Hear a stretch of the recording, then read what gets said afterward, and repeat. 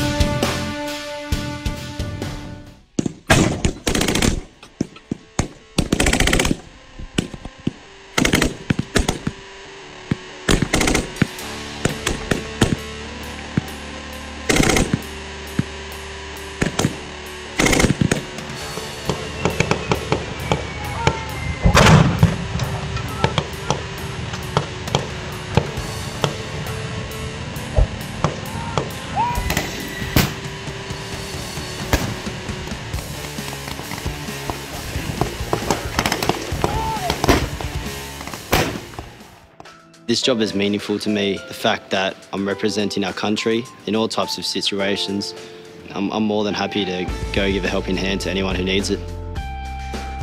I'm Cody Govett. I'm an artilleryman in the Australian Defence Force, posted in Townsville in 4th Regiment. I was really interested in the Defence Force because I was coming out of school and I wanted to keep fit, have a good financial stability, so I thought the Army was a perfect opportunity. My role in the Army is to provide support fire to infantry and cavalry using a 10-man detachment out in the field or overseas. To be a gunner, you need to be physically fit, you need to be switched on, you need to be aware of what's going on around you and what's happening at that time. In the role of artillery, on a day-to-day basis inside the barracks, we start off with PT in the mornings. Then from there, throughout the day, we do lessons, maintenance on the guns, make sure we're ready for the next bush trip. The people I work with are pretty much friends and family. You know, I see them every day. I live with a couple. You know, they're really good mates. We pretty much do everything together inside and outside the Army. The lifestyle in the Army is fast-paced, challenging. It's very rewarding. You're learning new things each and every day. If you're thinking about joining the Army, you know, I'd say do it. I came straight out of school, not knowing what I was going to do. The Army was probably the best decision I've made. I'm only 20 years old, you know, I've got mates that I'm going to have for life. I love my job. When people ask what do I do, I'll proudly say I'm in the Australian Defence Force.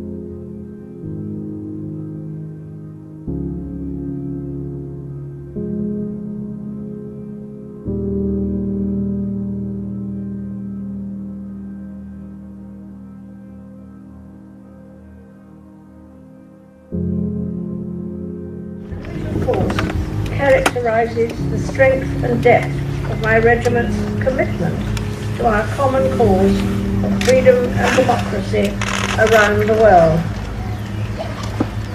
The Royal Regiment of Artillery has since 1716 proudly served the nation all over the world, and I wish all gunners every success and good fortune in the future.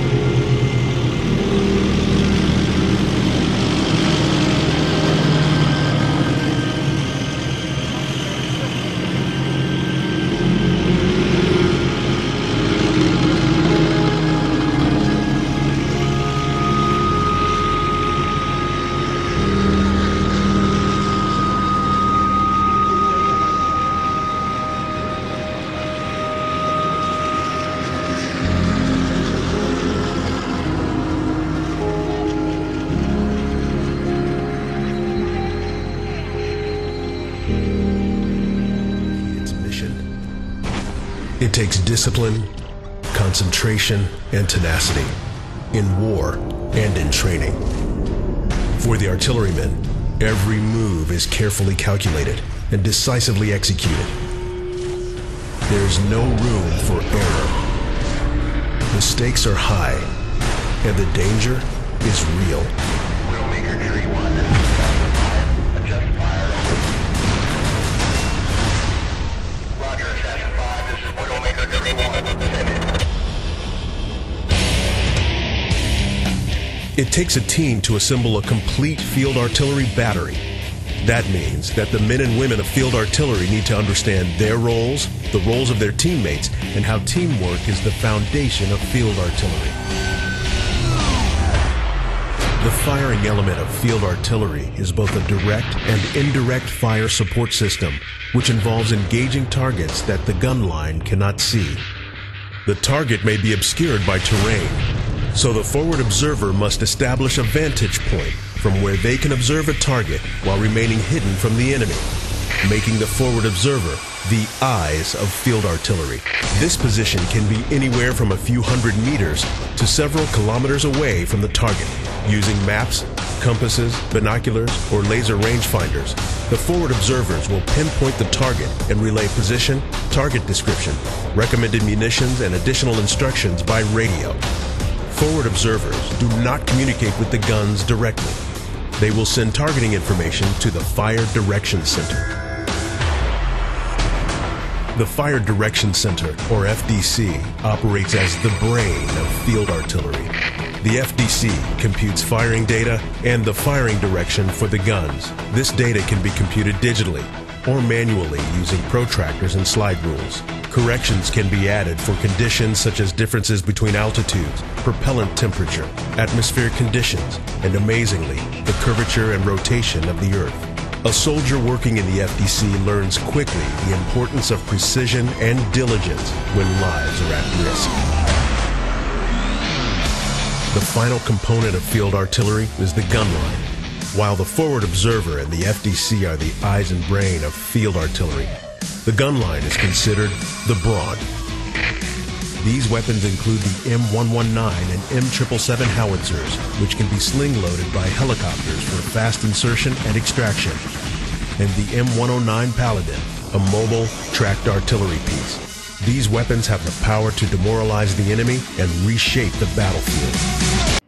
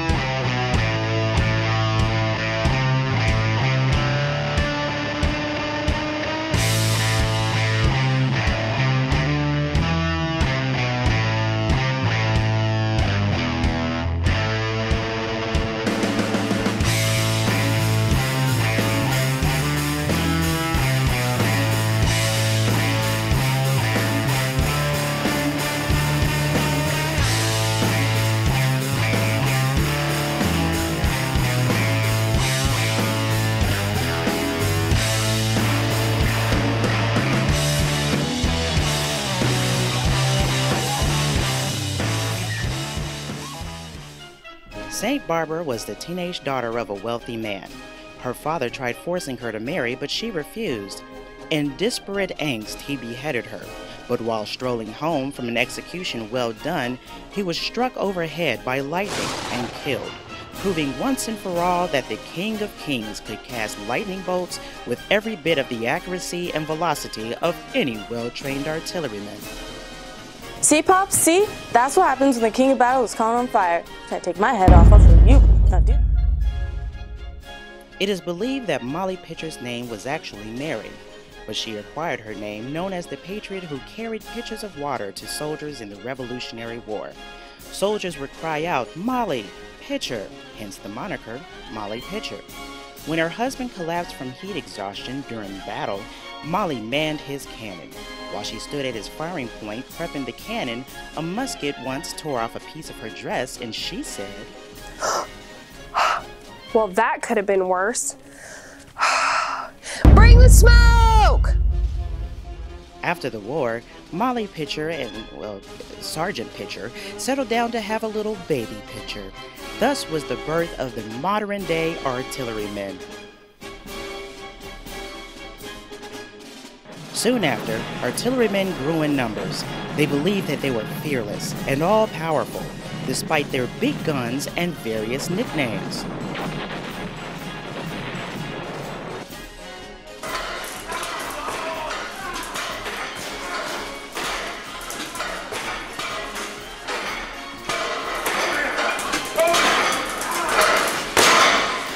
That's what I'm talking about, Buffalo.